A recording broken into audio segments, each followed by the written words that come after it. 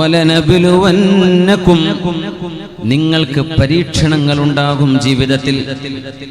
ഹത്താ നഅലമൽ മുജാഹിദീന മിൻകും വസ്സാബിരീൻ വനബ്ലുവ അഖ്ബാറകും നിങ്ങളുടെ വിവരങ്ങൾ, നിങ്ങളുടെ മനക്കരുത്ത് എങ്ങനെയുണ്ടെന്നറിയാനും നിങ്ങൾ അല്ലാഹുവിന് വേണ്ടി എത്രത്തോളം സമർപ്പിതരാണെന്നറിയാനും നിങ്ങളുടെ ക്ഷമ എത്രത്തോളം ഉണ്ടെന്ന് പരിശോധിക്കാനും ഞാൻ നിങ്ങൾക്ക് പരീക്ഷണങ്ങൾ നൽകിക്കൊണ്ടിരിക്കുമെന്ന് അല്ലാഹു ജല്ല ജലാലുഹു. ആ പരീക്ഷണങ്ങൾ ചിലപ്പോൾ മാനസികമാണ്, ചിലപ്പോൾ ശാരീരികമാണ്, ചിലപ്പോൾ ഭരണകേന്ദ്രത്തിൽ നിന്നാണ്, ചിലപ്പോൾ അന്തരീക്ഷത്തിലാണ്, ചിലപ്പോൾ മണ്ണിലാണ്, വിണ്ണിലാണ്. ഇത് ഈ ലോക സൃഷ്ടിപ്പിന്റെ അനിവാര്യതയാണ്. അതിലൊക്കെ നമുക്ക് ഗുണങ്ങളുണ്ട്, പ്രതിഫലങ്ങളുണ്ട്, കൂലിയുണ്ട്. അതുകൊണ്ട് അടിപതറാതെ ലാ ഇലാഹ ഇല്ലല്ലാഹ്, ഈ പ്രപഞ്ചത്തിന്റെ ഉടമസ്ഥനും സ്രഷ്ടാവുമായ അല്ലാഹു, ആ റബ്ബുൽ ഇസ്സത്ത്, എന്റെ ആരാധ്യനായ ഒരേ ഒരുത്തൻ, അവന് വേണ്ടിയുള്ള ജീവിതമാണ് എന്റെ ജീവിതം. ഇത് മനസ്സുകൊണ്ട് ഉറപ്പിക്കുന്ന ഒരു സത്യവിശ്വാസി, ഇത് ഉറപ്പിച്ചു പറയുന്ന ഒരു ഉമ്മ, ഒരു ഉപ്പ, അത് പറയുന്ന ഒരു പെങ്ങള്, ഒരു സഹോദരൻ, ഒരു മകൻ, ഒരു മകള്, നമ്മുടെ യുവാക്കള്, യുവതികള്, വിദ്യാർത്ഥിനികൾ, എന്റെ ജീവിതം ഇന്ന സ്വലാത്തി വനുസുകി വമഹയായ വമമാതി ലില്ലാഹി റബ്ബിൽ ആലമീൻ. എന്റെ ജീവിതവും എന്റെ മരണവും എന്റെ അനക്കവും എന്റെ അടക്കവും എന്റെ ആരാധനയും എന്റെ സമർപ്പണവും എല്ലാം അല്ലാഹുവേ നിനക്ക് വേണ്ടി മാത്രമാണ്. അത് ഓർമ്മിപ്പിക്കാനാണ് ജനിച്ച കുഞ്ഞിന്റെ വലതു ചെവിയിൽ അല്ലാഹു അക്ബറിന്റെ ശബ്ദം മുഴങ്ങിയത്. അത് ഓർമ്മിപ്പിക്കാനാണ് വലതു ചെവിയിൽ ഈ ദൗത്യം കഴിഞ്ഞ് ലോകത്തോട് വിട പറയുന്ന ഒരു യാത്ര. ആ യാത്രക്ക് മുന്നേ നിനക്ക് വേണ്ടി ഒരു ജനാസ നിസ്കാരമുണ്ട്. ആ ജനാസക്ക് ഇമാം ഒരിക്കലും ഇഖാമത്ത് വിളിക്കില്ല. ആ ഇഖാമത്ത് ഇപ്പോഴേ വിളിച്ചു വെക്കുന്നു, മോനെ, മോളെ, ഖദ് ഖാമത്തിസ് സ്വലാത്തു, ഖദ് ഖാമത്തിസ് സ്വലാഹ്. കുഞ്ഞിന്റെ ഇടത് ചെവിയിൽ മുഴങ്ങുന്നുണ്ട്. ഈ ഓർമ്മപ്പെടുത്തലിനാണ് അല്ലാഹു ബശീറൻ വനദീറാ, പ്രവാചകന്മാരെ നിങ്ങൾക്ക് ഉണർത്തൽ പറയാൻ, ഉണർത്തി നിങ്ങളെ ഓർമ്മപ്പെടുത്താനാണ് ഞാൻ പ്രവാചകന്മാരെ പറഞ്ഞയച്ചത്. എന്തുകൊണ്ട്? ഞാനാണ് നിങ്ങളുടെ രക്ഷിതാവെന്ന് ഏഴാനാകാശങ്ങളുടെ അധിപനായ അല്ലാഹു, ആലമുൽ അർവാഹിൽ, നമ്മളൊക്കെ ആത്മാക്കളായി അല്ലാഹുവിന്റെ മുമ്പിലേക്ക് വന്ന ഒരു നേരത്ത് ഖാല അലസ്തു ബിറബ്ബിക്കും, ഞാൻ നിങ്ങളുടെ റബ്ബല്ലയോ, ഞാനല്ലയോ നിങ്ങളുടെ രക്ഷിതാവെന്ന് അല്ലാഹു കോടിക്കണക്കിന് വരുന്ന മനുഷ്യരോട്, അവരുടെ ആത്മാവിനോട് സംസാരിച്ചപ്പോൾ ഖാലൂ ബലാ, നമ്മളൊക്കെ പറഞ്ഞിട്ടുണ്ട്, അതേ റബ്ബേ, നീ തന്നെയാണ് ഞങ്ങളുടെ യജമാനൻ. പക്ഷെ നമുക്കത് ഓർമ്മയില്ല. ഒരു വയസ്സുള്ള സമയത്ത് നമ്മൾ തട്ടിപ്പൊട്ടിച്ചത് നമുക്ക് ഓർമ്മയില്ലല്ലോ, അത് ചെയ്തിട്ടില്ല എന്ന് പറയാൻ വയ്യല്ലോ, നമുക്ക് ഓർമ്മയില്ല. ആലമുൽ അർവാഹിൽ നടന്ന ആ സംഭാഷണം ഓർമ്മപ്പെടുത്താനാണ് പ്രവാചകന്മാർ വന്നത്. അതുകൊണ്ടാണ് ഫദക്കിർ, അങ്ങ് ഓർമ്മപ്പെടുത്തുക നബിയെ. മുമ്പ് കേട്ടതല്ലേ ഓർമ്മപ്പെടുത്തുള്ളൂ, മുമ്പ് അറിഞ്ഞതല്ലേ ഓർമ്മപ്പെടുത്തുക, അല്ലെങ്കിൽ ആദ്യം കേൾക്കലല്ലേ, പഠിപ്പിക്കാന്നല്ലേ പറയാ. പ്രവാചകന്മാർ ഓർമ്മപ്പെടുത്താൻ വന്നതാണ്. അള്ളാഹുവിന്റെ മുമ്പിൽ നീ തന്നെയാണ് ഞങ്ങളുടെ രക്ഷിതാവെന്ന് നമ്മൾ സമ്മതിച്ചു പറഞ്ഞു പോന്നത്, മറന്നു പോകുന്നതിനെ ഓർമ്മിപ്പിക്കാൻ. ആ ലോകമാണിത്. ഇവിടെ നമ്മൾ ആ വിശ്വാസത്തിൽ മുറുകെ പിടിച്ച് അല്ലാഹുവിന് വേണ്ടി റബ്ബ് തആല പറയുന്ന പോലെ സജ്ജനങ്ങളായി ജീവിച്ച് മരിക്കുകയാണെങ്കിൽ ഈ ലോകത്ത് ഇത്രമേൽ സുകൃതം കിട്ടുന്ന, പരലോകത്തിന് അത്രമേൽ അനുഗ്രഹങ്ങൾ ലഭ്യമാകുന്നവരാരുണ്ട്? അല്ലാഹു നമുക്കതിന് ഭാഗ്യം നൽകട്ടെ. സഹോദരിമാരെ, നിങ്ങൾ വളരെ കൂടുതൽ ഗൗരവത്തോടെ ജീവിക്കേണ്ട കാലമാണത്. നിങ്ങളുടെ മനസ്സിൽ സ്നേഹവും അനുരാഗവും, ഒരുതരം സോഫ്റ്റ് കോർണർ, ഒരു തരത്തിലുള്ള സോഫ്റ്റ്നെസ് അല്ലാഹു നിങ്ങളുടെ സ്വഭാവങ്ങളിൽ, പ്രകൃതങ്ങളിൽ അല്ലാഹു വെച്ചിട്ടുണ്ട്.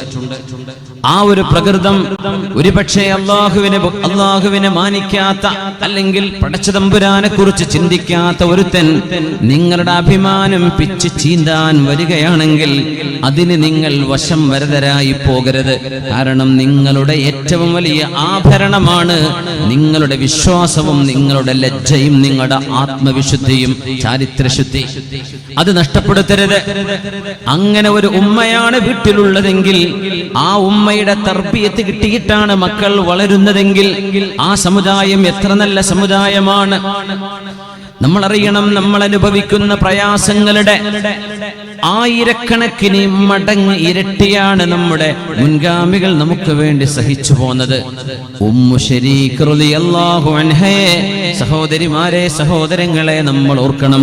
ഗസിയ ബിൻതു ജാബിർ ഇബ്നു ഹകീമുൽ ഖുറശിയ അൽ ആമിരിയ റളിയല്ലാഹു തആല അൻഹ. ഉമ്മു ശരീഖ് റളിയല്ലാഹു അൻഹ, ഗസിയ എന്നാണ് അവരുടെ പേര്. ഉമ്മു ശരീഖ് അവരുടെ കുഞ്ഞത്ത് നാമം. ഗസിയ ബിൻതു ജാബിർ ഇബ്നു ഹകീമുൽ ഖുറശിയുൽ ആമിരിയ റളിയല്ലാഹു അൻഹ. തന്റെ ഭർത്താവ് ഇസ്ലാം സ്വീകരിച്ച്, തന്റെ ഭർത്താവ് ഇസ്ലാം സ്വീകരിച്ച് ആ ഭർത്താവ് മദീനയിലേക്ക് അഷ്റഫുൽ ഖൽഖിന്റെ കൂടെ ഹിജ്റ പോയപ്പോ ഭർത്താവിന്റെ വീട്ടുകാര് മഹദിയായ ഉമ്മു ശരീഖ് റളിയല്ലാഹു തആല അൻഹയെ പിടിച്ചു വെക്കുകയാണ് ഉണ്ടായത് മക്കയിൽ. നീയും മുഹമ്മദ് നബിയുടെ കൂടെ കൂടിയിട്ടുണ്ടോ? അഭിമാനത്തോടുകൂടെ. സാധാരണ എന്തോ പറയേ, ഇല്ലല്ല, ഞാനില്ല. നീ ഒരു മുസ്ലിമാണോ എന്ന് ചോദിക്കുമ്പോൾ അഭിമാനത്തോടുകൂടെ ഈ വല്ലാഹി ഇന്നി ലഅലാ ദീനിഹി, അതെ അല്ലാഹുവിനെ തന്നെയാണ് സത്യം. എന്റെ ഭർത്താവിന്റെ മതമേതോ അതിലപ്പുറം എന്റെ റസൂൽ കൊണ്ടുവന്ന മതമേതോ ആ മതത്തിലാണ് ഞാൻ എന്ന് ഒരായിരം ശക്തിയോടെ ദുർബലയായ ഉമ്മു ശരീഖ് റളിയല്ലാഹു അൻഹ മക്കക്കാരോട് വിളിച്ചു പറഞ്ഞപ്പോ ആ മഹദിക്ക് ഒരുപാട് പ്രയാസങ്ങൾ ഏൽക്കേണ്ടി വന്നിട്ടുണ്ട്. ഞാനൊന്ന് പറഞ്ഞോട്ടെ, നമ്മുടെ സഹോദരിമാർ പുരുഷന്മാരെക്കാളും ദീനിന്റെ വിഷയത്തിൽ വലിയ ഒരു ദൗത്യം നിർവഹിക്കുന്നവരാണ്. അവര് ശരീരം മറച്ച് അച്ചടക്കത്തോടെ ഹിജാബ് ധരിച്ച് നടക്കുമ്പോൾ ഒരു പെണ്ണ് അവൾ അറിയാതെ വിളിച്ചു പറയുന്നുണ്ട്, ഞാൻ അല്ലാഹുവിൽ വിശ്വസിക്കുന്നവളാണ്. ഒരു പെണ്ണിന്റെ ഹിജാബിന്റെ അർത്ഥം ഒരാണിന് ഏത് കോലവും കെട്ടാം. പ്രത്യേകിച്ച് എല്ലാവരുടെ കയ്യുമലും ചരട ചെയിനുകളാണ്, സിൽവറിന്റെ ചെയിനുകൾ, കഴുത്തില് മാല. ഒന്നാന്തരം നമ്മുടെ ചെറുപ്പക്കാർ എന്നോടൊക്കെ ഒന്ന് സലാം പറയും, കെട്ടിപ്പിടിക്കൽ സെൽഫി എടുക്കലൊക്കെ ചെയ്യുന്ന ആളുകൾ ചിലപ്പോൾ കാണാൻ കഴുത്തിലൊക്കെ ഈ മാല, കയ്യുമ്മ ഒരു റിങ്. എന്തേന്നറിയോ? എങ്ങാനും പെട്ടുപോയ ജാതി തിരേണ്ടായിക്കോട്ടെ എന്ന് വിചാരിച്ചിട്ടായിരിക്കും. ഇത്ര നട്ടലില്ലെങ്കിൽ ജീവിക്കണോ ഈ ലോകത്ത്? നമ്മുടെ ഐഡന്റിറ്റി കീപ്പ് ചെയ്യുന്നതിൽ എന്ത് കുഴപ്പമാണ് അവിടെ ഉള്ളത്? ഒരാളൊരു വിശ്വാസിയായി ജീവിക്കുന്നതിൽ എന്ത് തെറ്റുണ്ട്? ഇത്രയും നല്ല യുക്തിഭദ്രമായ ഒരു മതം നമ്മുടെ കയ്യിലുണ്ടായിരിക്കെ അഭിമാനത്തോടെ ഐ ആം എ മുസ്ലിം എന്ന് പറയാൻ എന്ത് നാണമാ ഒരു വിശ്വാസിക്ക് വേണ്ടത്? നമ്മുടെ ഉമ്മമാര്, നമ്മുടെ പെങ്ങന്മാർ അത് അവരറിയാതെ വിളിച്ചു പറയുന്നുണ്ട്, ഞാൻ മുസ്ലിമച്ചാണ്. ഒരു ചെറുപ്പക്കാരൻ പേനുകുപ്പായിട്ട് ഇറങ്ങിപ്പോയാൽ അറിയില്ല, പേര് ചോദിക്കേണ്ടി വരും. അപ്പോഴേ അറിയാൻ പറ്റുള്ളൂ ആണോ അല്ലേ. അല്ലെങ്കിൽ പിന്നെ അങ്ങനത്തെ ഒരു വേഷം ധരിക്കണം. നമ്മുടെ സഹോദരിമാർ അവരുടെ ഇസ്ലാമിക വേഷവിധാനം തന്നെ വിളിച്ചു പറയുന്നുണ്ട്, ഞാൻ ഒരു മുസ്ലിമത്താണ്. അതിൻ്റെയൊക്കെ കൂലി അവർക്ക് കിട്ടും.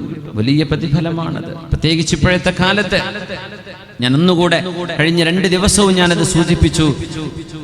മുസ്ലിമായി ജീവിക്കലാണ് ഇന്ന് പ്രയാസം. എന്ന് പറഞ്ഞാൽ കള്ളു കുടിക്കാതെ ജീവിക്കാനാ പ്രയാസം. കള്ളുകുടിയനാവാൻ ഒരു പണിയില്ല. മയക്കുമരുന്നടിക്കാതെ ജീവിക്കലാണ് ഇന്ന് പ്രയാസം. അതാണ് മുസ്ലിം. മയക്കുമരുന്നിന്റെ ഗ്യാങ്ങിൽ പെടാൻ ഒരു പണിയുമില്ല. ഒരു ഗേൾ ഫ്രണ്ടും ബോയ് ഫ്രണ്ടും ഇല്ലാണ്ട് അള്ളാഹു പറഞ്ഞ പോലെ അച്ചടക്കത്തിൽ ദാമ്പത്യ ജീവിതത്തിൽ പൊരുത്തപ്പെട്ട് ജീവിക്കുന്നവനായി മാറാനാണ് പ്രയാസം. അവനാണ് മുസ്ലിം. അല്ലാത്തതിനൊന്നൊരു പണിയില്ല. വാട്സപ്പിലും ഫേസ്ബുക്കിലും കയറിയാലേ ഇഷ്ടം പോലെ പാർട്ട്നേഴ്സിനെ കിട്ടും, ഇഷ്ടം പോലെ ഫ്രണ്ട്സിനെ കിട്ടും. പക്ഷേ എനിക്കത് വേണ്ട എന്ന് പറയുന്നവൻ അവനാണ് മുസ്ലിം. സെൻസസിലെ മുസ്ലിം അല്ല ഞാൻ പറയുന്നത്, കാനേശ്വമാരിയിലെ മുസ്ലിം അല്ല ഞാൻ പറയും. അള്ളാഹു പറഞ്ഞ മുസ്ലിം കള്ളു കുടിക്കാതെ ജീവിക്കണം. അവൻ വ്യഭിചരിക്കരുത്, അവൻ തോന്നിവാസത്തിന് പോകരുത്, അവൻ ആളുകളെ വഞ്ചിക്കരുത്, കളവ് പറയരുത്. അതൊക്കെയല്ലേ ഇന്ന് പ്രയാസം. അല്ലാത്തതിന് എന്ത് പ്രയാസമാണ്? ഈ പറഞ്ഞ പോലെ മുസ്ലിം ആവലാണ് ഇന്ന് ബുദ്ധിമുട്ട്. ബദഅൽ ഇസ്ലാമു ഗരീബാ വസയഊദു കമാ ബദഅ ഫതൂബാ ലിൽ ഖുറബാ. ഇസ്ലാം തുടങ്ങുമ്പോൾ തുടക്കക്കാർ വളരെ കുറച്ചുപേരെ ഉണ്ടായിരുന്നുള്ളൂ. നാട്ടുകാർ മുഴുവൻ കള്ളുടിച്ച് കിടന്നുറങ്ങാൻ. കള്ളുടിക്കാതെ വന്ന സ്വഹാബിമാർ 251 ആളുകൾ. എല്ലാവരും തോന്നിവാസത്തിലാണ്. ബ്രൈബ്, യൂഷറി, ഏതെല്ലാം ഇസ്ലാം അംഗീകരിക്കാത്ത സാമ്പത്തിക ഇടപാടുകളുണ്ടോ അതൊക്കെ ചെയ്യുന്നവർ. മുസ്ലിമീങ്ങളല്ല, എനിക്ക് ഹലാലു മതി. കൊലപാതകം, മാരണം, ചതി, വഞ്ചന, ഞാനത് ചെയ്യില്ല എന്ന് പറഞ്ഞ ഒരു ചെറിയ വിഭാഗം അറേബ്യയിൽ ഉണ്ടായിരുന്നു ഹബീബായി തങ്ങളോടൊപ്പം. അവരാണ് അൽ ഖുറബാ, ഇസ്ലാമിന്റെ ആദ്യകാലത്തെ മഹാന്മാരായ ആളുകൾ. തുടങ്ങുമ്പോൾ അങ്ങനെയാണ്. ഇനി കുറച്ചു കാലം കഴിഞ്ഞാൽ വസയഊദു കമാ ബദഅ, തുടങ്ങിയതുപോലത്തെ അവസ്ഥയിലേക്ക് ഇസ്ലാം തിരിച്ചു വരും. പേരിലൊക്കെ മുസ്ലിമീങ്ങളാണ്, പക്ഷേ ഉള്ളിലേക്ക് ഇറങ്ങിച്ചെന്നാൽ സംഗതി മോശമാണ്. അങ്ങനത്തെ ശരിക്കുള്ള മുസ്ലിമീങ്ങൾ കണ്ടെത്താൻ പ്രയാസമാവും. ഫതൂബാ ലിൽ ഖുറബാ, കൂടുള്ള മുഴുവൻ ആളുകളും തെറ്റ് ചെയ്താൽ ആ തെറ്റിനെ ന്യായീകരിക്കാൻ കഴിയില്ല. തെറ്റു തന്നെയാണ്. വലു അഅജബക കസറത്തുൽ ഖബീസ്, തിന്മ വളരെ കൂടുതലുണ്ട് എന്നതിന്റെ പേരിൽ ഒരു തിന്മയും നന്മയായി മാറുന്നില്ല. നന്മയുടെ പക്ഷത്തുള്ള ആളുകൾക്ക് അവർക്കാണ് സർവമാന നന്മയും എന്ന് പരിശുദ്ധ റസൂലുള്ളാഹി സ്വല്ലല്ലാഹു. ആ ഖുറബായിൽ അല്ലാഹു നമ്മളൊക്കെ പെടുത്തി തരട്ടെ. ആമീൻ യാ റബ്ബൽ ആലമീൻ.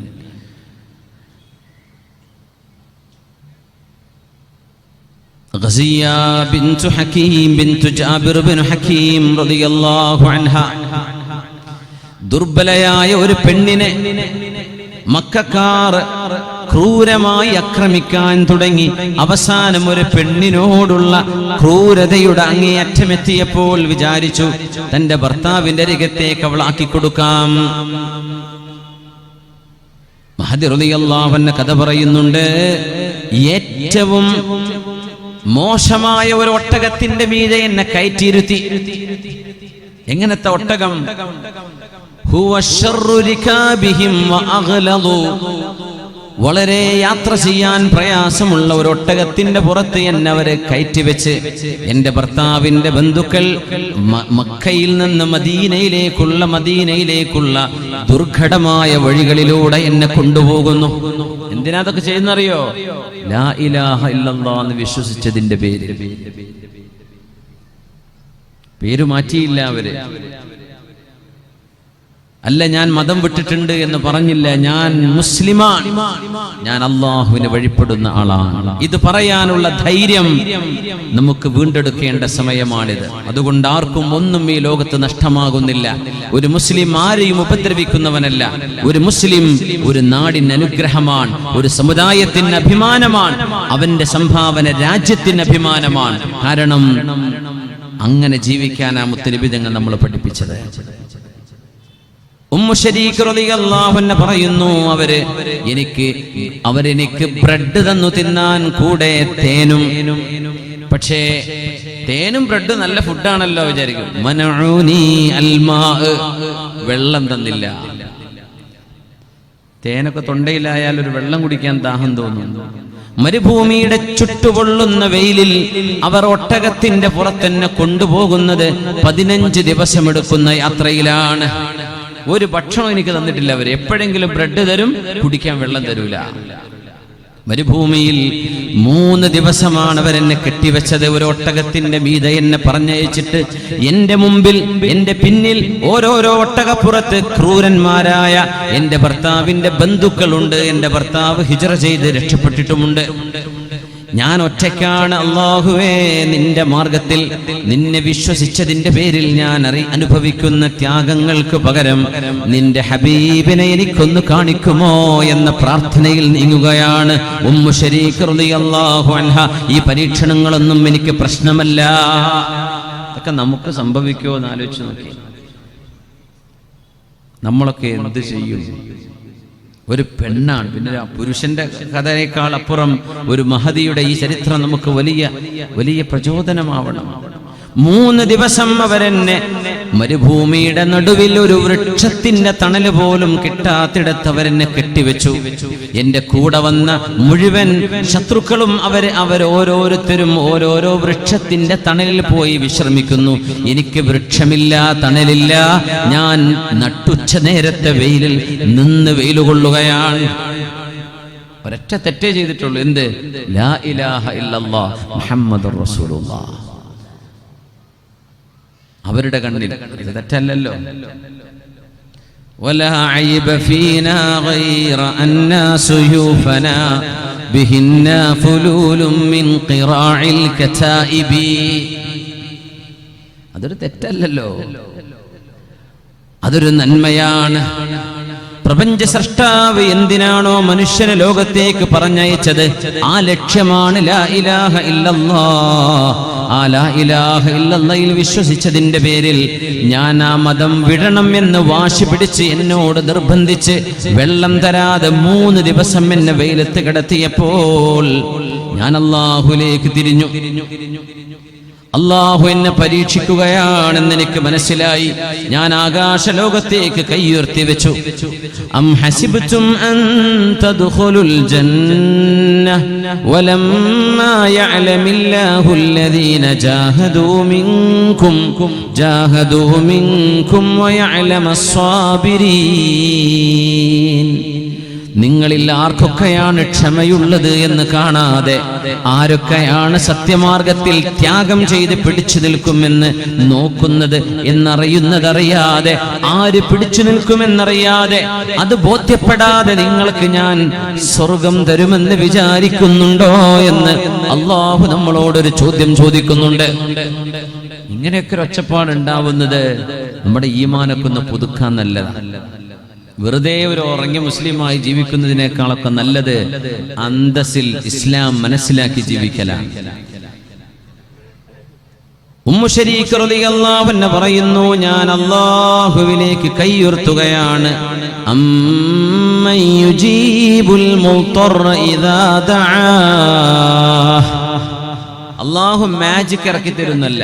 അപ്പൊ മുസ്ലിമായി ജീവിക്കുന്ന ഒരാൾക്ക് ഒരു ബുദ്ധിമുട്ടുണ്ടാവില്ല, അങ്ങനെ പറയരുത്. അങ്ങനെയാണെങ്കിൽ അമ്പിയാനുണ്ടാവരുത്. അമ്പിയാക്കന്മാർക്ക് എത്ര പ്രയാസമുണ്ടായി. തങ്ങളെയൊക്കെ നബി ഞങ്ങൾക്ക് ആകാശത്തുകൂടെ രക്ഷപ്പെടുത്തിക്കൂടെ ബദർ യുദ്ധം ഉണ്ടായപ്പോ? അല്ല, ജീവിതത്തിന്റെ അനിവാര്യമായ സാഹചര്യങ്ങൾ അഭിമുഖീകരിക്കേണ്ടതുണ്ട്. അവിടെയെല്ലാം മാതൃക കാണിക്കേണ്ടതുണ്ട് പ്രവാചകർക്ക്. അതുകൊണ്ട് തന്നെയാണ് ഹിജ്റയുണ്ടായത്, ബദറും ഉഹദും ഖന്തഖും ഉണ്ടായത്. വാക്ക് രക്ഷപ്പെടുത്താൻ കഴിയാഞ്ഞിട്ട് ഇസ്രാ കൊണ്ടുപോയില്ലേ നബി തങ്ങളെ. തങ്ങൾക്കെതിരെ മർഡർ അറ്റംപ്റ്റുകൾ ഉണ്ടായി. 11 തവണ ഹബീബിനെ കൊല്ലാനുള്ള ശ്രമങ്ങൾ ഉണ്ടായില്ലേ? അല്ലാഹുക്കത് ചെയ്യേണ്ട വല്ല കാര്യമുണ്ടോ? അല്ല, എന്റെ ഹബീബ് എങ്ങനെയാണ് ഈ ഘട്ടങ്ങളിൽ പ്രതികരിക്കുന്നത് എന്ന് ഹബീബിന്റെ മനോഹരമായ സ്വഭാവ ഗുണങ്ങളെ ലോകത്തിന് പരിചയപ്പെടുത്താൻ അല്ലാഹു അവസരങ്ങൾ സൃഷ്ടിക്കുകയായിരുന്നു അവിടെ. അമ്മൻ യുജീബുൽ മുൾത്തറ ഇദാ ദആ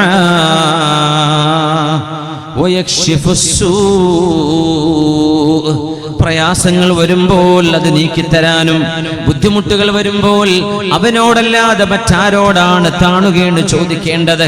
ഞാൻ അല്ലാഹുവിനോട് ചോദിച്ചു, റബ്ബേ, നിന്നിൽ വിശ്വസിച്ച ഒരൊറ്റ കാരണം കൊണ്ടാണ് റബ്ബേ ഞാൻ ഈ പ്രയാസം അനുഭവിക്കുന്നത്.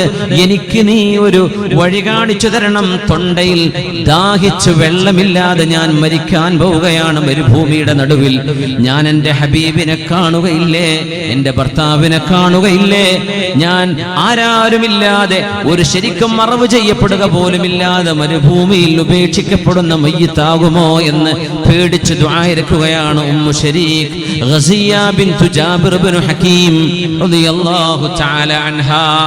അങ്ങനെ അങ്ങ് ചോദിച്ചാൽ ഉത്തരം കിട്ടും കേട്ടോ. നിങ്ങൾ പരീക്ഷിച്ചു നോക്കിയാൽ. നമ്മളുണ്ടല്ലോ ഒരു എന്ന ചോദ്യം എന്നൊക്കെ പറയില്ലേ, വേണമെങ്കിൽ കിട്ടുമെന്ന് അറിയില്ല, ചോദിച്ചു നോക്കാം.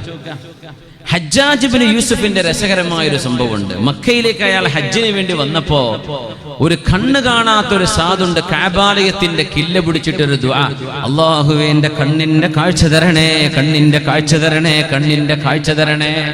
ഹജ്ജാജ് ബിൻ യൂസുഫ് കേൾക്കുന്നുണ്ട്. ഹജ്ജാജ് ബിൻ യൂസുഫ് ക്രൂരനായ ഭരണാധികാരിയാണ്. ഒരുപാട് നിരപരാധികളായ താബിഈങ്ങളെ കൊന്നുകളഞ്ഞ ക്രൂരനാണ്. അത്രയും വലിയ ളാലിമാണ്, അക്രമിയാണ്. ആർക്കും പേടിയാണല്ലോ, കാണുന്നതേ പേടിയാണ്.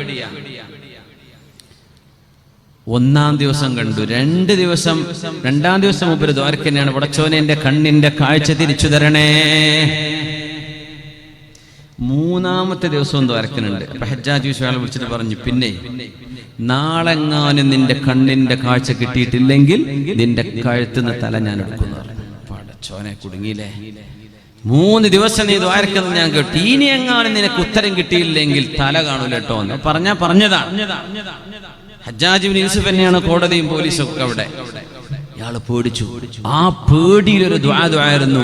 4-ാം ദിവസം പിന്നെ കണ്ണിന്റെ കാഴ്ചയോടുകൂടിയാണ് തിരിച്ചു വന്നത് എന്ന് ചരിത്രത്തിലുണ്ട്. എന്തെന്നറിയോ, അങ്ങനെ ചോദിച്ചാൽ കിട്ടും. നമ്മൾ കിട്ടോ ഇല്ലേ എന്ന് വിചാരിച്ച് ചോദിച്ചാൽ കിട്ടൂല. ഇതൊരു ഉണ്ടായ സംഭവമാണ്, മഹാന്മാരുടെ ഗ്രന്ഥങ്ങൾ രേഖപ്പെടുത്തിയ സംഭവമാണ്. ഇനി കിട്ടിയില്ലെങ്കിൽ തല പോകുന്നു. തലല്ലാണ്ട് കാഴ്ച ഉണ്ടായിട്ട് എന്താ കാര്യം? അങ്ങോട്ട് ദ്വാരുന്നു. സുബ്ഹാനല്ലാഹ്. അള്ളാഹു തരുമെന്ന ഉറപ്പിലങ്ങ് ചോദിച്ചു നോക്കൂ, അള്ളാഹു തന്നിരിക്കും. അങ്ങനൊക്കെ അനുഭവങ്ങളുള്ളവരുണ്ടാവും.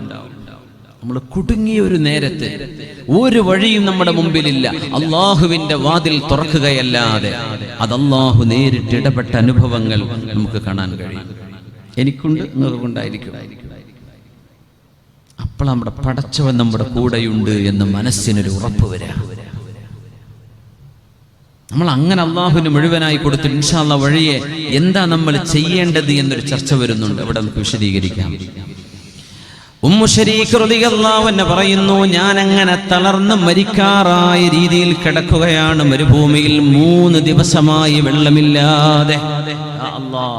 ഈ ഡിസംബർ കാലാവസ്ഥയിൽ 3 ദിവസം വെള്ളം കുടിക്കാൻ നമ്മളെക്കൊണ്ട് ജീവിക്കാൻ പറ്റുമോ? ഒരു മരുഭൂമിയിൽ ഒരു പാവം പെണ്ണ്, ഒരു മഹദി സ്വഹാബിയത്ത് റളിയല്ലാഹു അൻഹ. ആ കിടന്ന കിടത്തത്തിൽ ഞാൻ ചോദിക്കുന്നുണ്ട്, അല്ലാഹുവേ, യാ മൻ യുജീബുൽ മുൽതറ ഇദാ ദആ.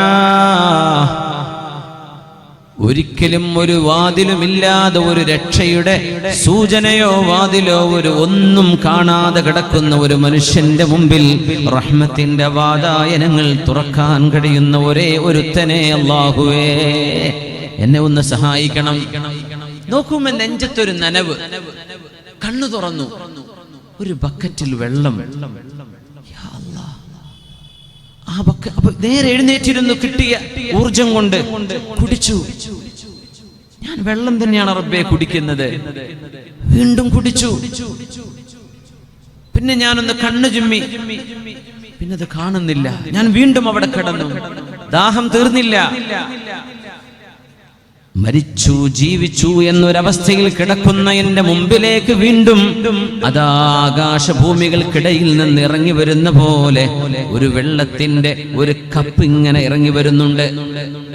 ആ വെള്ളം ഞാൻ എന്റെ മുമ്പിൽ എന്റെ നെഞ്ചിന്റെ അരികത്തേക്ക് വന്നു. ഞാൻ ശരിക്കും ഒന്ന് പൊത്തിപ്പിടിച്ചു കുടിച്ചു. എന്റെ തലയിലേക്ക് വെള്ളം ഒഴിച്ചു. കാരണം ദിവസങ്ങളായി വെള്ളം കുടിച്ചിട്ട് ഞാൻ ആകമാനം ആ വെള്ളത്തിലങ്ങ് ആ വെള്ളമങ്ങ് ശരീരത്തിൽ മുഴുവൻ ഒഴിച്ചു. കുറച്ച് വെള്ളം എന്റെ പരിസരത്ത് കിടക്കുന്നുണ്ട്. അല്ലാഹുവേ, നീ എന്നെ സഹായിച്ചു റബ്ബേ എന്ന് മഹദിയായ റളിയല്ലാഹു അൻഹ അല്ലാഹുവിനോട് ശുക്ർ പറഞ്ഞു തീരും മുമ്പ് ക്രൂരന്മാരായ തന്റെ കൂടെയുള്ള ഭർത്താവിന്റെ ബന്ധുക്കൾ അവരവർ ഉറങ്ങിക്കിടക്കുന്നിടത്ത് നിന്ന് ഓടി വന്നു. ഉമ്മു ശരീഖ് റളിയല്ലാഹു അൻഹയുടെ ചുറ്റും വെള്ളത്തിന്റെ അടയാളമുണ്ട്. അവര് പറഞ്ഞു, യാ അദുവ, യാ അദുവ, ശത്രുവായവളെ, നീ ഞങ്ങളുടെ വെള്ളമെടുത്ത് കുടിച്ചല്ലേ? ഞങ്ങൾ ഉറങ്ങിയപ്പോ ഞങ്ങളുടെ വെള്ളത്തിന്റെ ബാഗ് എടുത്തിട്ട് നീ അഴിച്ചെടുത്ത് കുടിച്ചോ? അന്ന് വെള്ളം ഒരു തോലിന്റെ ബാഗിലാ വെക്കുക. അതുകൊണ്ട് ആ വെള്ളത്തിനെന്ന് കറുപ്പ് എന്ന് പറയാ. ഇല്ലൽ അസ്വദാൻ, രണ്ട് കറുപ്പ് സാധനങ്ങളാണ് ഞങ്ങൾ ജീവിക്കാനെന്ന് ഉപയോഗിച്ചത്. ഒന്ന് കാരക്കയും ഒന്ന് വെള്ളവും. വെള്ളത്തിന് കറുപ്പ് എന്ന് പറഞ്ഞതിന്റെ കണ്ടെയ്നർ കറുത്തതാണ്, വെള്ളം എടുത്തു വെക്കുന്ന പാത്രത്തിന് കറുപ്പ് നിറമാണ്. അപ്പോ അതിന്റെ അടിസ്ഥാനത്തിലാണ് വെള്ളത്തിന് കറുപ്പ് എന്ന് അങ്ങനെ ഒരു പ്രയോഗമുണ്ട്. ഇരിക്കട്ടെ, തഗ്ലീബൻ ഇരിക്കട്ടെ. മഹദി റളിയല്ലാഹു തആല അൻഹ പറഞ്ഞു, ഞാൻ നിങ്ങളുടെ വെള്ളമൊന്നും എടുത്തിട്ടില്ല. ഞങ്ങളുടെ വെള്ളം എടുത്ത് പിന്നെ എവിടെ നിന്ന് വെള്ളം? അൻസലഹുല്ലാഹ്, ഇത് അല്ലാഹു ഇറക്കി തന്നതാണ്. രണ്ടാളും ഓടി ഒട്ടകത്തിന്റെ അടുത്തേക്ക്. ലഗേജുകൾ നോക്കുമ്പോ വെള്ളപാത്രത്തിന്റെ മൂടി അങ്ങനെ തന്നെയുണ്ട്, തുറന്നിട്ടില്ല, അതിൽ വെള്ളമുണ്ട്. അതിലവർ പേടിച്ചു. എന്തോ അത്ഭുതം സംഭവിച്ചിട്ടുണ്ട്. മഹദിയുടെ മുമ്പിലേക്ക് ഓടി വന്നു. അവര് പറഞ്ഞു, നഷ്ഹദു ബി അന്ന റബ്ബക ഹുവ റബ്ബുനാ വ ഇന്നല്ലദീ റസഖക ഫീ ഹാദൽ മൗളൂഇ ഹുവ റബ്ബുനാ വ റബ്ബുക. ഞങ്ങൾ അല്ലാഹുവിനെ സാക്ഷി നിർത്തി പറയട്ടെ, ഞങ്ങൾ ഏതൊരുത്തനെയാണോ റബ്ബെന്ന് പറഞ്ഞിരുന്നത് അത് പറയപ്പെടാൻ ഏറ്റവും അർഹനായവൻ നിനക്കാരാണോ ഉമ്മു ശരീക്കെ വെള്ളത്തിന്റെ പാത്രം മരുഭൂമിയിൽ കിടക്കുന്ന നിന്റെ മുന്നിലേക്ക് ഇറക്കി തന്നത്. അതുകൊണ്ട് ഞങ്ങൾ മുസ്ലിമാവുകയാണ്, ഞങ്ങൾ മുസ്ലിമാവുകയാണ്. നഷ്ഹദു അല്ലാ ഇലാഹ ഇല്ലല്ലാഹ് വനഷ്ഹദു അന്ന മുഹമ്മദർ റസൂലുള്ളാഹ്. തന്റെ കൂടെയുള്ള മുഴുവൻ ആളുകളും മരുഭൂമിയുടെ നടുവിൽ വെച്ച് മുസ്ലിമാവാൻ കാരണമായി ആ കൊല്ലാൻ കൊണ്ടുവന്ന ആളുകൾ മഹദി റളിയല്ലാഹു അൻഹയെ കൈപിടിച്ച് അല്ലാഹുവിന്റെ റസൂലിനെ ഏൽപ്പിക്കുകയും ഈ കൊണ്ടുവന്ന മുഴുവൻ ആളുകളും ഹബീബിന്റെ മുഹാജിറുകളായി മദീനയിൽ ചേരുകയുമാണ് ഉണ്ടായത്. ഒരു പ്രതിസന്ധിയിൽ അല്ലാഹു നൽകുന്ന കൈത്താങ്ങാണത്. ബിലാൽ ഇബ്നു റബാഹ് റളിയല്ലാഹു അൻഹു കഠിനമായ പ്രയാസങ്ങൾ അനുഭവിച്ചിട്ടുണ്ടെന്ന് മദ്രസയിൽ തന്നെ നമ്മൾ പഠിക്കാറുണ്ട്. ബിലാൽ തങ്ങളുടെ ദേഹത്ത് കല്ലാണ് കയറ്റി വെച്ചിരുന്നത്. എന്നിട്ടും പറയും, അഹദ് അഹദ് അഹദ്, അവൻ ഒരുത്തനാണ്, അവൻ ഒരുവനാണ്, അവൻ ഒരുവനാണ്. ഇതല്ലേ മുസ്ലിം? അല്ലാഹു ഏകനാണ്. രണ്ട് പ്രസിഡന്റ് ഒരു രാജ്യത്തിന് ഉണ്ടാവൂല, രണ്ട് കിങ്സ്, രണ്ട് രാജാക്കന്മാർ ഒരു നാടിനുണ്ടാവില്ല. ഒരു നാട് ഒന്നേ ഉണ്ട്. ഈ പ്രപഞ്ചത്തിൽ ഒരു പടച്ചവനേ ഉള്ളൂ. വളരെ സിമ്പിൾ, വളരെ ഈസി, ശരിക്കും മനസ്സിലാക്കാൻ പറ്റുന്ന ഒരു യാഥാർത്ഥ്യം. ബിലാൽ ഇബ്നു റബാഹ് തങ്ങളോട് ചോദിച്ചു, ബിലാലേ കൈഫ തഹമ്മൽത കുല്ല ഹാദൽ അദാബ്, ഇത്രയും വലിയ പരീക്ഷണങ്ങൾ ബിലാലെ നിങ്ങൾക്ക് എങ്ങനെ സഹിക്കാൻ കഴിഞ്ഞു? ഉണ്ടല്ലോ, എങ്ങനെ സഹിക്കാൻ കഴിഞ്ഞു? എങ്ങനെ നിങ്ങൾ ഇതൊക്കെ സഹിച്ചത്? എങ്ങനെ സഹിച്ചു ബിലാലെ? മഹാനവറുകൾ കൊടുത്തൊരു മറുപടിയുണ്ട്, മുഅ്മിനേ, മുസിജത് ഹലാവത്തുൽ ഈമാൻ ബിമറാറത്തിൽ അദാബ്. ഈമാനിന്റെ മധുരം ശിക്ഷയുടെ കയ്പുമായി കൂടിക്കലർത്തിയപ്പോൾ ആ കയ്പിനേക്കാൾ കൂടുതൽ മധുരമായിരുന്നു ഫതഗത് ഹലാവത്തുൽ ഈമാൻ. ഈമാനിന്റെ മധുരം ശിക്ഷയുടെ വേദനയേക്കാൾ മുന്നിൽ നിന്നു. അങ്ങനെ ശിക്ഷയുടെ കയ്പിനേക്കാളും ഈമാനിന്റെ മധുരമാണ് ഞാൻ അനുഭവിച്ചത്. അതുകൊണ്ട് എനിക്കത് പ്രശ്നമല്ല. സുബ്ഹാനല്ലാഹ്. കയ്പുള്ള ഒരു സാധനം പഞ്ചസാര ചേർത്ത് തിന്നുമ്പോ സുഖാണല്ലോ. അദാബിന്റെ കയ്പ് ഈമാനിന്റെ മധുരവുമായി ഞാനങ്ങ് കുഴച്ചു. അപ്പൊ എനിക്കത് സഹിക്കാൻ പറ്റിയില്ല. ഇതൊരു വല്ലാത്ത വാക്കാണ് മുഅ്മിനെ. എന്താണ് ഈ പറയുന്നത്?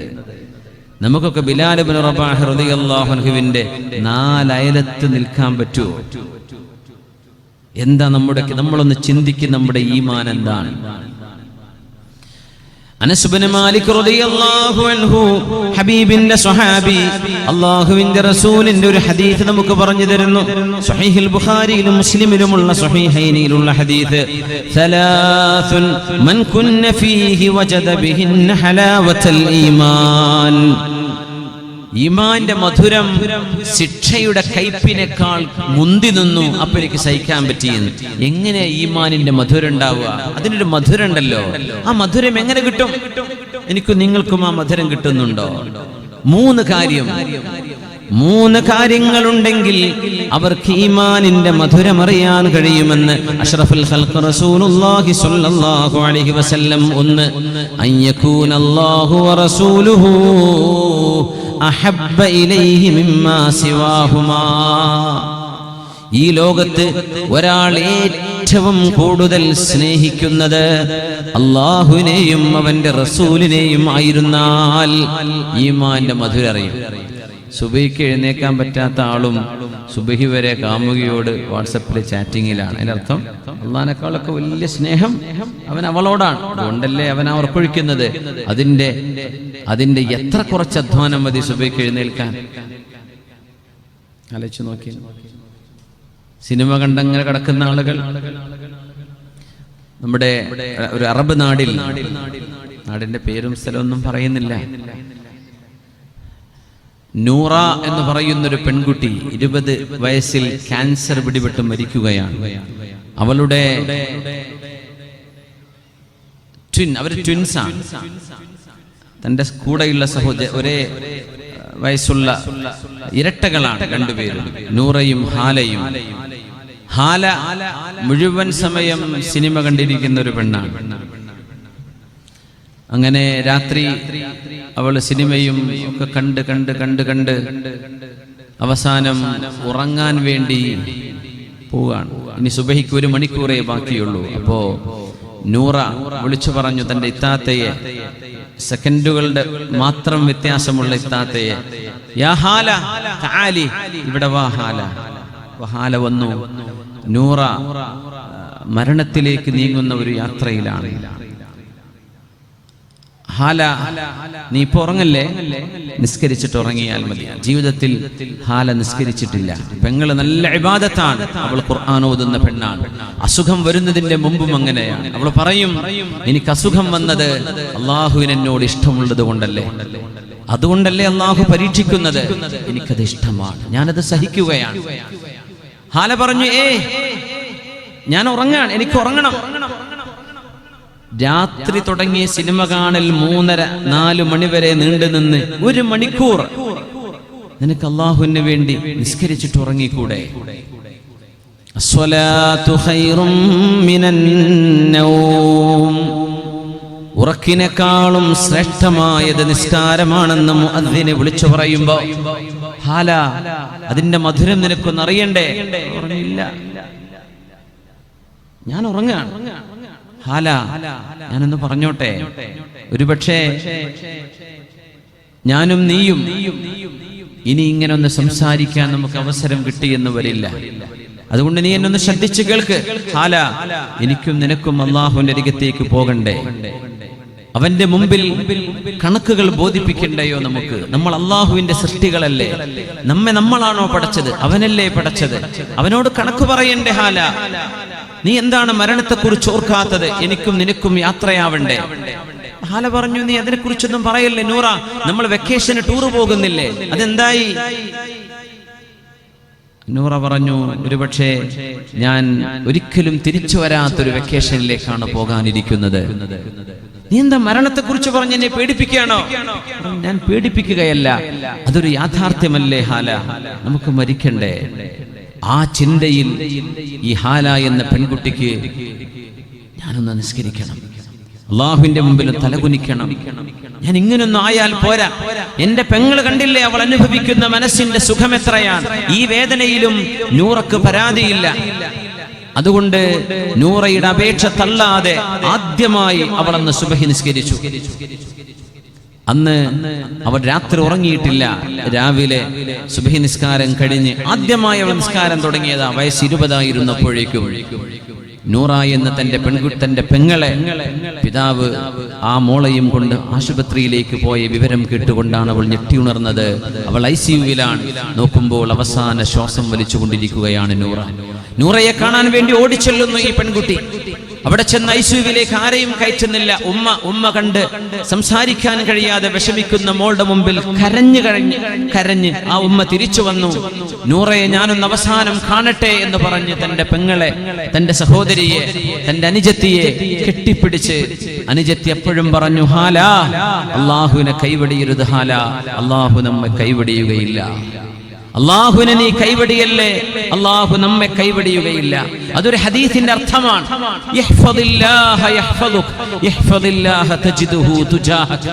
മഹാനായ ഇബ്നു അബ്ബാസ് റളിയല്ലാഹു തആല അൻഹുമയോട് മുത്തനബി തങ്ങൾ പറഞ്ഞ വാക്കാണത്. സ്വഹീഹ് മുസ്ലിമിലെ ഹദീസ്. യഹ്ഫദില്ലാഹ യഹ്ഫദുക യാ ഗുലാം, മോനെ, ഇന്നി ഉഅല്ലിമുക കലിമാത്ത്, beware of Allah, Allah will protect you. നീ അല്ലാഹുവിനെ കുറിച്ച് ബോധത്തിൽ ജീവിക്കണം, അല്ലാഹു നിന്നെ സംരക്ഷിക്കും. Be conscious of Allah. തജിദുഹു തുജാഹക്, you can find him right in front of you. അല്ലാഹുവിനെ നിന്റെ കൺമുമ്പിൽ നിനക്ക് കാണാൻ കഴിയും.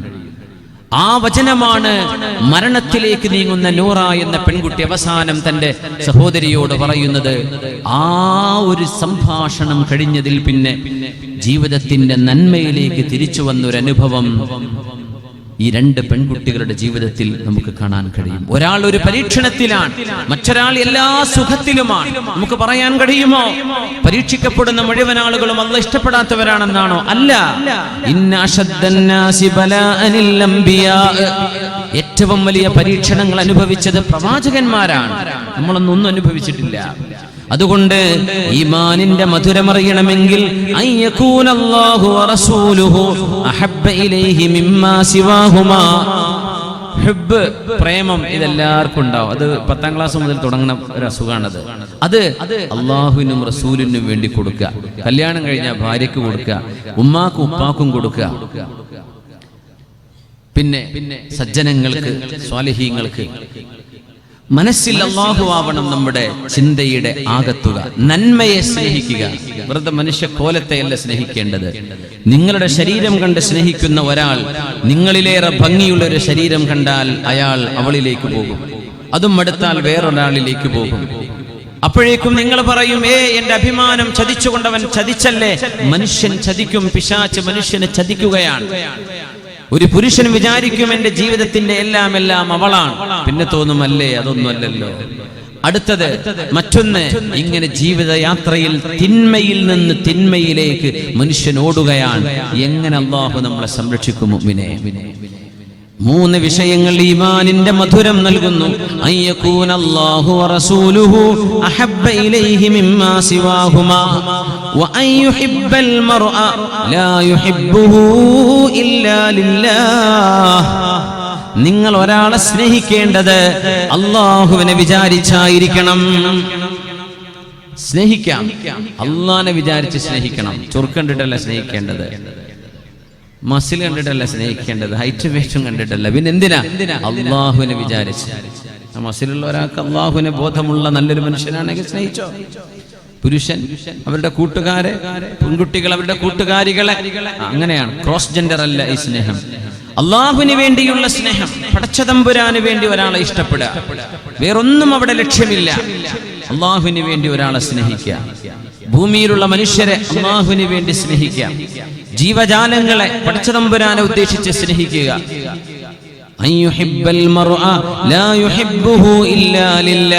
ഒരാളെ അള്ളാഹുവിനെ ഉദ്ദേശിച്ചുകൊണ്ട് മാത്രം സ്നേഹിക്കുക. അയാൾ അള്ളാഹുവിന്റെ വഴിയിൽ നിന്ന് പിന്മാറിയാൽ നിങ്ങളുടെ സ്നേഹം നിങ്ങൾ പിൻവലിക്കുന്നു. അങ്ങനെ സ്നേഹിക്കാൻ പറ്റുമോ? ഈമാനിന്റെ മധുരമറിയാം. നിസ്കാരത്തിനൊക്കെ രസമുണ്ടാകും.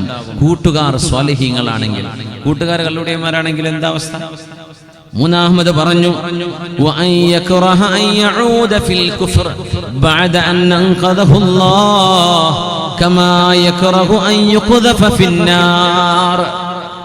ഇസ്ലാം ഉപേക്ഷിച്ച് അവിശ്വാസത്തിലേക്ക് പോകുന്നത് തീയിലേക്ക് പോകുന്ന പോലെ പേടിക്കുന്ന ഒരാൾ. ഇന്ന് നിരീശ്വരവാദം, സംവാദങ്ങൾ, നിരീശ്വരവാദികളുടെ സംവാദങ്ങൾ, അവരുടെ അവതരണങ്ങൾ, വിഷയാവതരണങ്ങൾ, സമർത്ഥനങ്ങള് യൂട്യൂബിലും സോഷ്യൽ മീഡിയകളിലും നമ്മുടെ ചെറുപ്പക്കാർ ഇവർക്കെന്ത് പറയാനുണ്ടെന്ന് കേട്ടു നോക്കട്ടെ എന്ന് കണ്ട് ഒന്ന് കേട്ടു നോക്കുകയും ഇസ്ലാമിന്റെ പ്രമാണങ്ങളെ വളച്ചൊടിക്കുകയും യഥാർത്ഥമായ വസ്തുതകളെ വളച്ചൊടിച്ച് സമർത്ഥിക്കുന്ന ഇത്തരക്കാരുടെ വർത്തമാനങ്ങൾ കേൾക്കുമ്പോൾ ഈമാൻ നഷ്ടപ്പെട്ടു പോവുകയും അള്ളാഹുവിനോടും റസൂലിനോടും ഒരിക്കലും തോന്നാൻ പാടില്ലാത്ത ചിന്തകൾ തോന്നിത്തുടങ്ങുകയും ചെയ്താൽ പിന്നെ എങ്ങനെ നമ്മൾ രക്ഷപ്പെടും? ഈമാൻ ഒരു മനുഷ്യൻ കുപ്പായം അണിയുന്ന പോലെ, കുപ്പായം ഊരി എറിയുന്ന പോലെ ചില ആളുകളിൽ നിന്നും ഈമാൻ ഉയർത്തപ്പെടുന്നുവെന്ന് പരിശുദ്ധ റസൂലുള്ളാഹി സ്വല്ലല്ലാഹു അലൈഹി വസല്ലം.